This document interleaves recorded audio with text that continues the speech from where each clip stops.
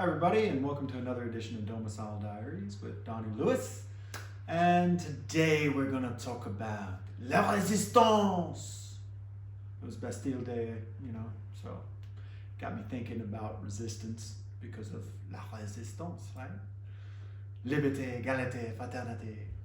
The revolution, sometimes that's necessary, and how important it is to have some resistance and some backbone and some ability to find your drive and your willingness to stand up for what you believe in and what you think is right, and to go against the norms and against the ruling class and against what it is that is holding you down, holding you back, and what you think is wrong.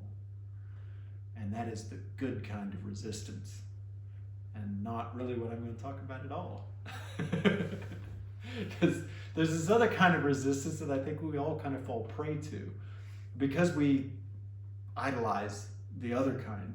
We idolize that resistance that fights back and wins and starts revolutions, and the reasons that we have Bastille Day or the 4th of July or those types of things, and you get rid of tyranny and you get rid of oppression and you get rid of a lot of bad things, and you need that, and we idealize this so much that we kind of teach ourselves and think about things in a mindset of resistance. And what I mean by mindset of resistance is you can think about something that is somebody asks you to do, and your first thing or your first thought is no, right? They want to, let's go over here, or let's go to this place, and you're like, nah, that place is terrible. Or nah, I don't really feel like it. And your first thought, before they even explain why, like, hey, let's go over here. My friend is now working there, and it's much better than it used to be. You don't even wait to listen to that. You're immediately against it. And you have those ideas of being immediately against something. Or think about a toddler or a child in school, like school kids. That's perfect, right? And you're trying to get them to do their homework. And they don't want to do it.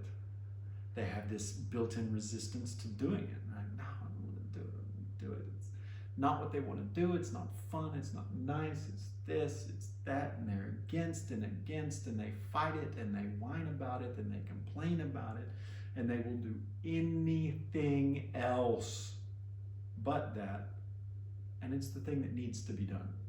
It's going to get done anyway. They're going to have to. And they've wasted now all of this time complaining about it, not doing it, resisting it, being against it. And they could have been finished with it and moved on and done what they wanted to. So that idea of just this resistance, this going against it, I think is built into us in lots of different ways from lots of different avenues. So I want to challenge everybody out there to do this. Notice it in yourself. Just as you're going through your life, as you're going through your day, as people are speaking with you and they come up with a different point of view, listen to it. Hear yourself, hear your mind think about it as it goes, oh, I disagree with that. I don't think so. Notice it.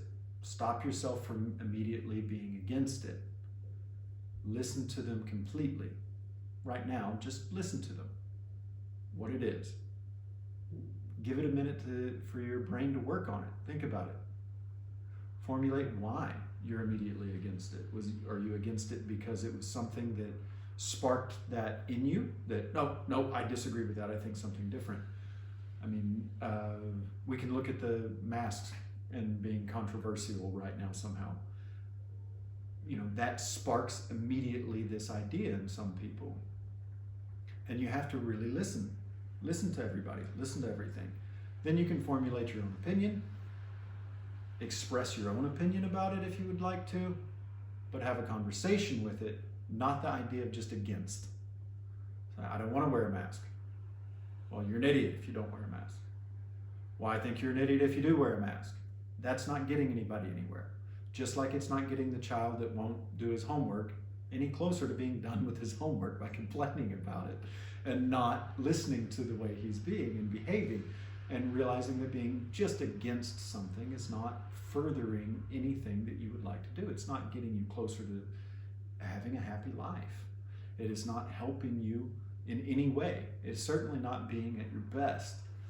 And if we can stem that tide of this resistance in ourselves and that desire to resist and just go against things, and open our minds a little bit to different points of view and different ways of thinking, different ways of looking at things, even if ultimately we still disagree, that's okay.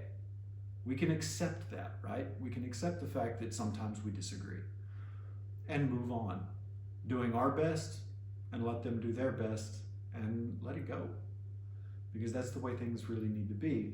But in ourselves, we will be a lot happier if we can stem that desire to resist things all the time. Or at least I think so. And that's what I'm certainly challenging myself to do all the time, and I challenge you to do the same and see what happens. And that is all today for me, for this Domicile Diary. La résistance lives on. Thanks.